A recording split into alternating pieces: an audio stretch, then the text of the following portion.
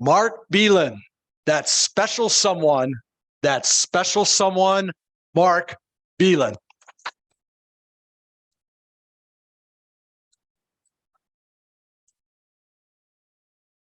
You may be wondering, why did I decide to wear this suit?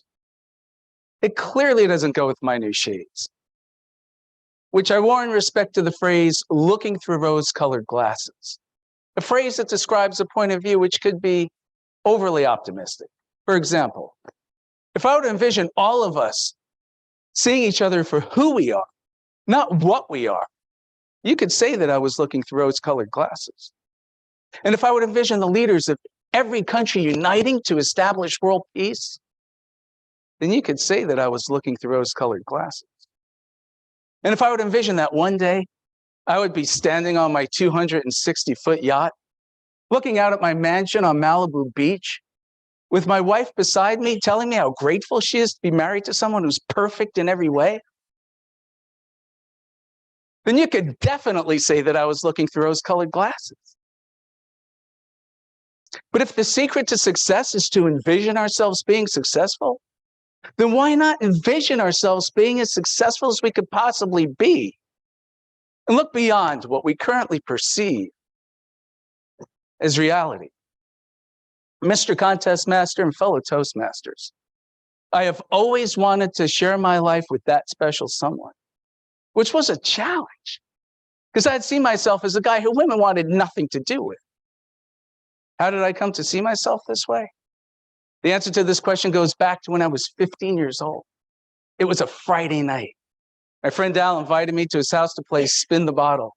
There were 4 guys and 4 girls, including Donna D'Amico, who was the prettiest and most popular girl in school. And she was the first one to spin the bottle. I watched it spin around and gradually come to a stop, pointing at me.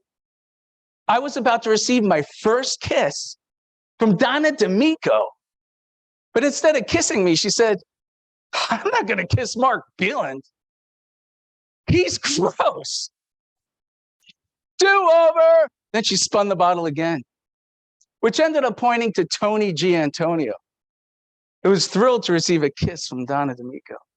Throughout the entire night, every time the bottle pointed to me, the girls would scream, "Do-over," then spin the bottle again, until it pointed to one of the other guys. It was that night I decided that I was a guy that women wanted nothing to do with. And I continued to see myself this way for many years, which blinded me from seeing opportunities that clearly existed to find that special someone.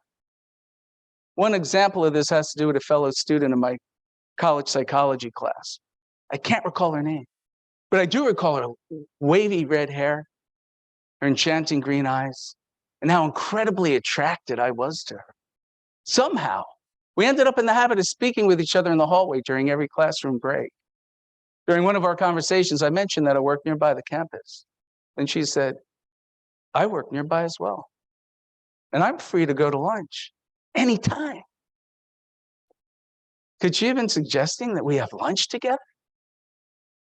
The truth is, I can't imagine you interpreting what she said any other way, unless you happen to see yourself as a guy who women want nothing to do with.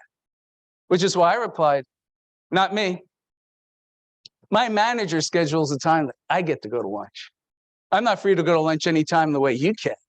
And then I walked back into the classroom.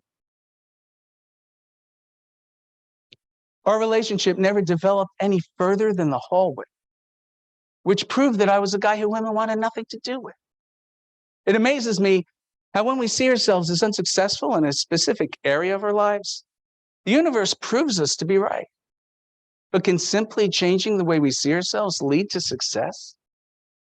I found the answer to this question several years later, during a conversation with my friend Larry. He told me that he and his girlfriend Eileen were engaged to be married.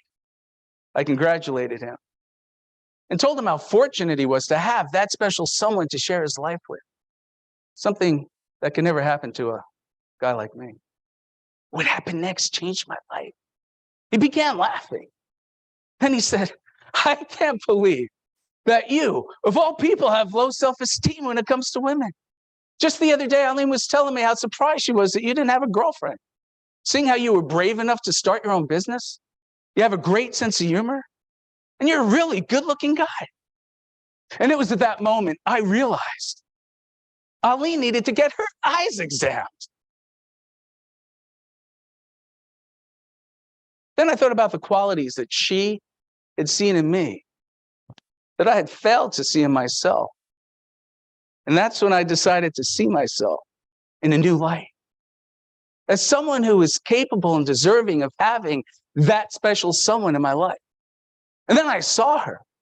She was walking down the aisle of a JCPenney, and she was the most beautiful woman I had ever seen in my life. I approached her and said, "Hi, how are you today?" But she just kept walking.